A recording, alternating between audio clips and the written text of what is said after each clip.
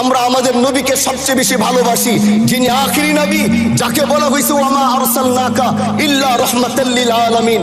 আমরা বারবার দেখছি কিছুদিন পর পর কারা যেন কিভাবে এসে আল্লাহ নবীর শানে কটূক্তি করে, নবীকে নিয়ে অশ্লীল ভাষায় গালিগালাজ করে। এই দেশের মানুষ নামাজ না পড়লেও যদি কেউ নবীকে কটূক্তি করে তার কলিজা ছিঁড়ে যায়, সে রাজপথে নেমে যায়। আমি বলবো যারা নবীকে কটূক্তি করে, নবীর নামে গালিগালাজ করে, এদের মৃত্যুদণ্ড, এই আইনটাও যেন বাংলাদেশের এই সংসদ থেকে পাশ করা হয়। মাননীয় স্পিকার, এলাকায় বলেছিলাম যে আমরা ন্যায়ের পক্ষে কথা বলবো, ইনসাফের পক্ষে কথা বলবো। তখন অনেকে হাত ধরে বলেছিল, হামজালা ভাই জাতীয় সংসদে যখন যাবেন একটু বললেন হাদি হত্যার বিচারটা যেন হয়। ন্যায়ের পক্ষে কথা বলেছিল, ইনসাফের আওয়াজ দিয়েছিল। আমাদের মতোই যুবক মাননীয় স্পিকার, তিনি এই যে স্বপ্ন বলেছিল এক সুন্দর বাংলাদেশ করবার, রাস্তার ভিতরে সেই স্বপ্ন থামিয়ে দেওয়া হয়েছে।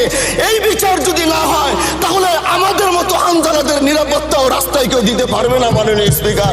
এই জন্য আপনার মাধ্যমে আমি বলতে চাই, হাদি হত্যার বিচার যেন সুনিশ্চিত করা হয়।